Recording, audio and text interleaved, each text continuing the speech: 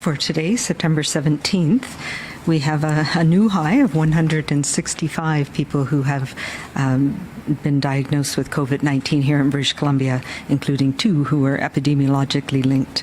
And that brings our total number of cases to 7,663 in British Columbia. That includes 2,714 people in Vancouver Coastal Health, 3,937 in Fraser Health, 196 people on Vancouver Island Health, 489 people in Interior Health, 241 in the Northern Health Region, and 86 people who normally reside outside of Canada. We now have 1,705 active cases in British Columbia in all health authorities, of whom 57 are now in hospital, 22 of whom are in critical care or ICU. We unfortunately have one additional death to report today, one of our seniors in long-term care in Vancouver Coastal, bringing our total number of people who've died from COVID-19 to 220. And our condolences go to the family of this person, to his care providers, and to his community, and we mourn his loss. There are now 2,949 people under active public health monitoring and 5,719 who have recovered from COVID-19.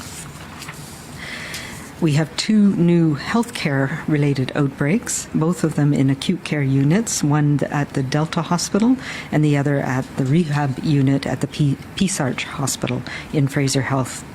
That brings our total number of active outbreaks now to 15 in the healthcare sector.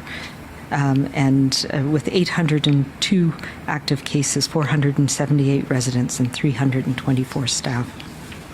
We have no new community outbreaks to report, but we do continue to have exposure events.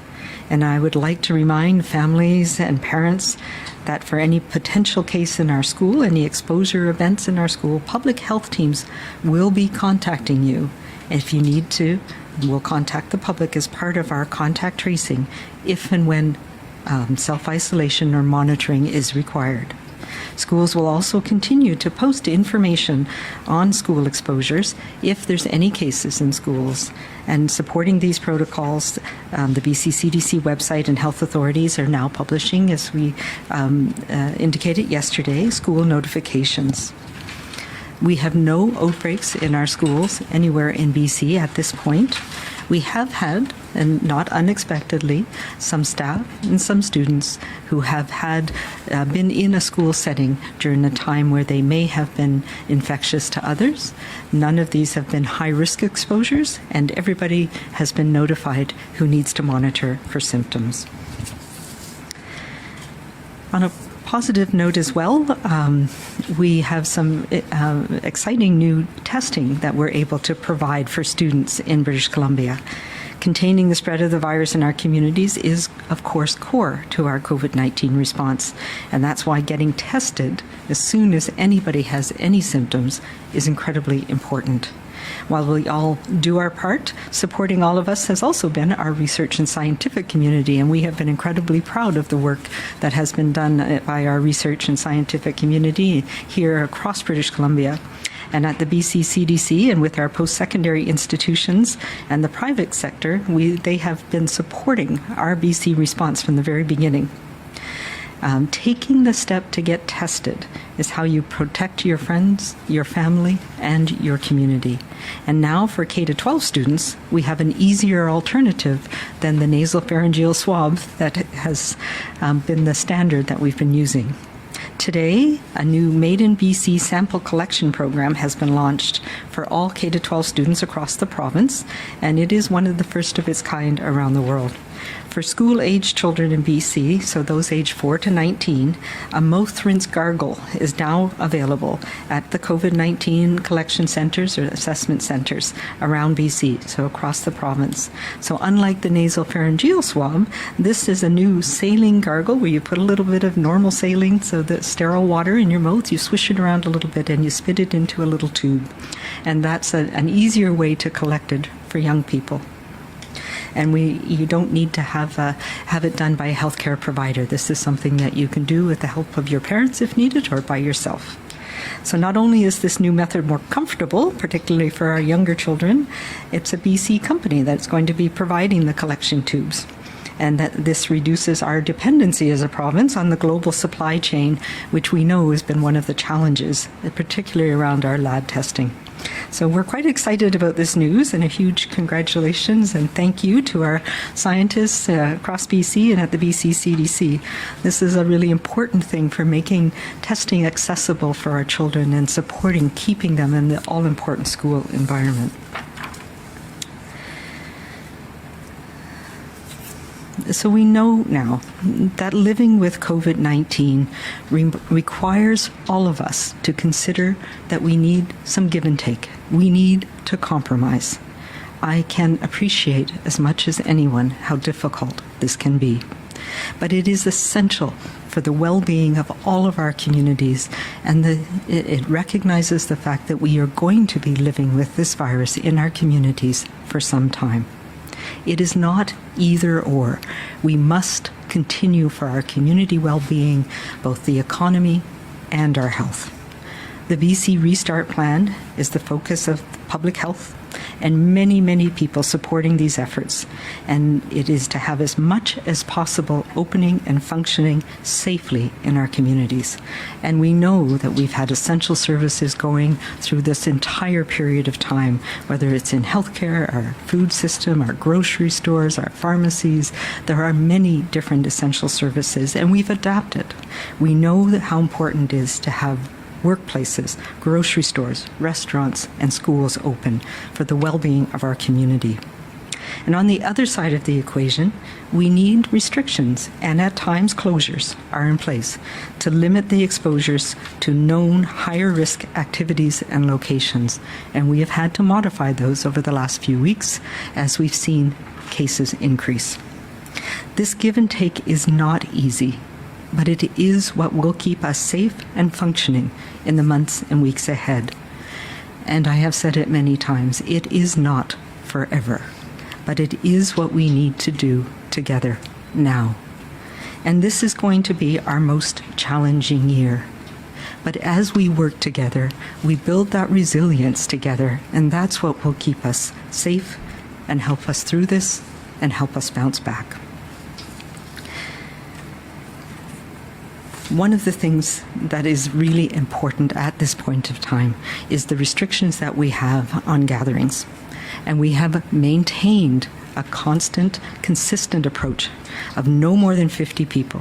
This is another protective layer to contain the spread. It means reduced numbers of people, that when somebody inadvertently brings the virus into your collection of people, that group, it can't spread too widely. But we are seeing it spread, even in smaller groups, and we all need to take a step back and reassess. It's very important to remember that 50 people is an upper limit, and only where you have the space to do that to maintain safe distances.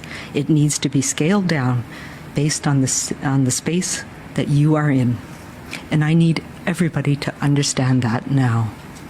Whether it's inside or outside, maintaining safe distances is important. Keeping your numbers small is important. Just because you can fit 50 people into your small back garden does not make it safe. And that's where we're seeing transmission, and we're seeing transmission to people we care about. And now we're seeing spillover into people like grandparents, like elders, who are more susceptible to having severe illness from COVID-19. We are in a global pandemic, and these are the sacrifices we need to make. As we have seen, many businesses are only able to safely accommodate a few people, and the same applies for our homes, inside and outside. Regardless of our location, when we're socializing with others, smaller is always safer.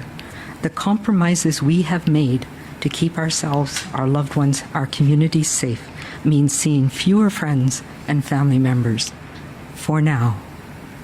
The compromises, our small groups also need to be the same small groups. Spending time with different friends on different days significantly increases our personal risk It means that we are now exposed to many more potential chains of transmission, and it's a continued source of transmission that we are seeing in our communities now. So when planning our activities, whether it's a play date for your kids, a weekend dinner party, a group of friends getting together, ask yourself if the people are part of your safe six, your group of people. Our grandparents, our aunties, our workplaces, our communities depend on this. Social connection, we all know, is essential. We are social creatures. We need that connection in our life for our mental and our emotional well-being. But now is the time to stick with six, to keep our groups small and only spend time with the people we know, with our safe six. The restrictions and precautions that we have put in place here are not forever, but they are needed right now.